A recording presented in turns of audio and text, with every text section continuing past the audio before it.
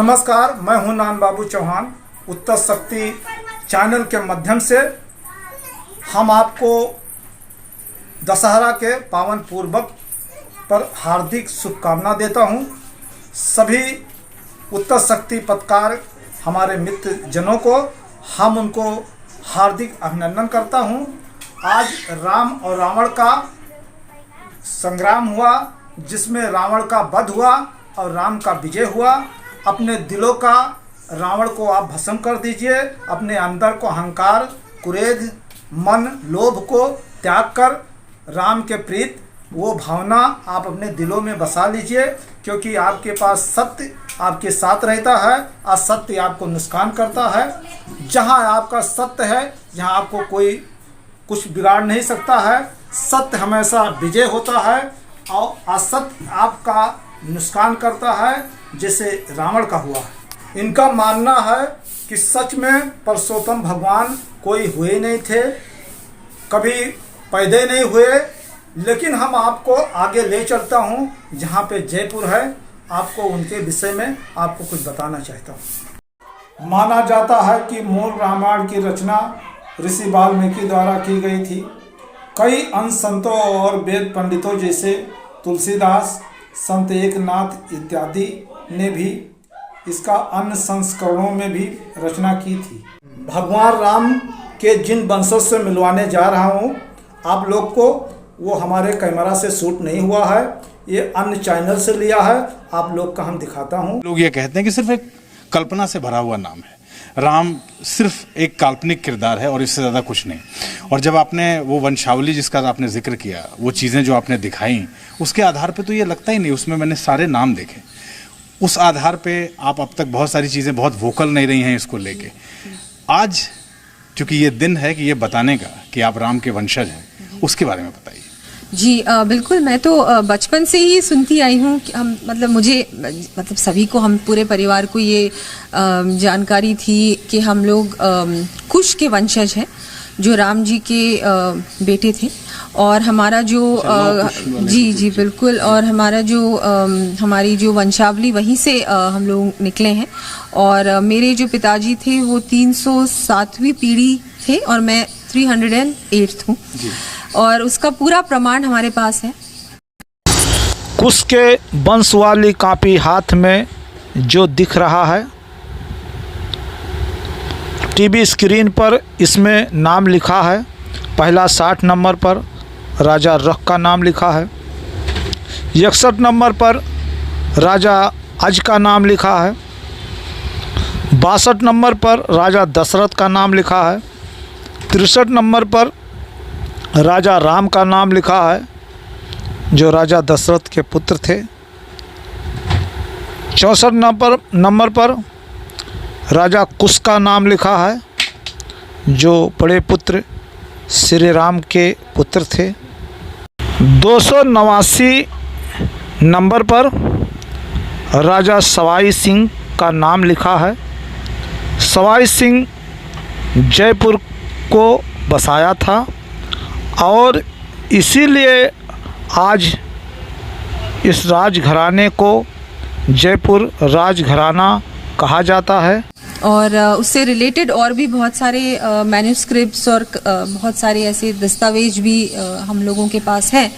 और कुछ तो हमने, जैसे कुछ एक हमारे पास जो मैप था, जन्मभूमि का ही मैप था, जो जयसिंह जी जो मेरे पूर्वज थे उस समय का जो मैप था, जो हम लोगों ने कोर्ट में भी पेश किया था, वो भी हमारे म्यूज़ियम में है।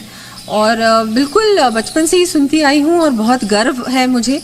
ये था कि मतलब इससे पहले कभी मुझे ज़रूरत नहीं समझी कि मुझे ये बोलने की आवश्यकता है कि मैं राम जी की ही, हम लोग वंश से हमारा जो डिसेंट हम लोग लेते हैं। और ना केवल मैं, पूरे विश्व में बहुत सारे ऐसे हैं जो राम जी के वंशज हैं, और हम सभी को इस बात पे बहुत ही गर्व है। एक अहम सवाल, जब आप ये बात कहती हैं राजकुमारी जी, तो इसमें बहुत सारे लोग ये भी सवाल करते हैं कि ऐसे कौन से प्रमाण हैं आपके पास जिन प्रमाणों के आधार पे आपका परिवार, ये राजघराना ये बात कहता है। उन प्रमाणों के बारे में अगर आप बताएं। अभी मैंने आपको जैसे बताया कि पूरी जो वंशावली है बहुत पहले की, वो पूरे कौन से महाराजा थे, फिर उसके बाद कौन थे, उसके बाद कौन थे, वो कहाँ से आए, वो कहाँ से आए, क्योंकि हम लोग भी जयपुर बसा, उससे पहले आमेर था, और उससे पहले हम दौसा पूरा क्षेत्र था, उससे पहले हम लोग नरवर से आए जो मध्य प्रदेश में, और उससे पहले का भी। तो बहुत पुराना ये जो पता नहीं कितने हजारों सालों पुराना जो पूरी वंशावली है उसमें सब कुछ है। कपड़े पे मुझे बताया गया कि 7 फीट का एक पूरा मैप है। जय सिंह जी का जो कनेक्ट था अयोध्या से, कैसे उन्होंने अयोध्या को डेवलप किया, अयोध्या का पूरा मैप उनके पास उस वक्त था, और उसका जो डेवलपमेंट प्लान था उसको लेके भी बहुत सारे प्रमाण मिलते हैं, और जो आपके पास भी एक प्रमाण है।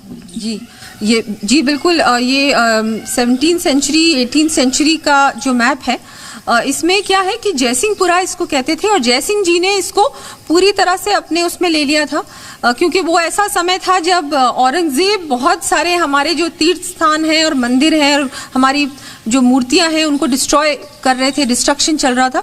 तो उस समय जयसिंह जी ने इस एरिया को भी, ये जो राम जन्मभूमि का स्थान था, और भी बहुत सारे दूसरे मंदिर, मथुरा में भी, बनारस में, उज्जैन में, और भी बहुत सारी जगहों पे, अयोध्या के अलावा उन्होंने ये सभी जगहों पे अपने उसमें ले लिया था कि भाई इनको हमको सुरक्षित रखना है। इतने सारे भारतवासियों का ही नहीं, पूरे विश्व में जितने भारतीय हैं, जितने इंडियंस हैं, उनका ये सपना था, और ये पूरा होने जा रहा है।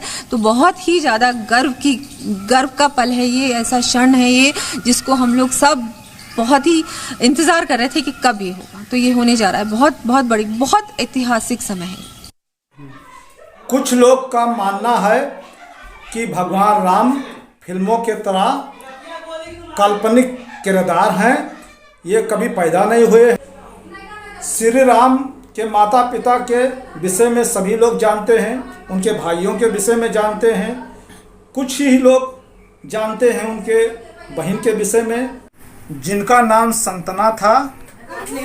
आयु में चारों भाइयों से काफ़ी बड़ी थी। उनकी माता का नाम कौशल्या था।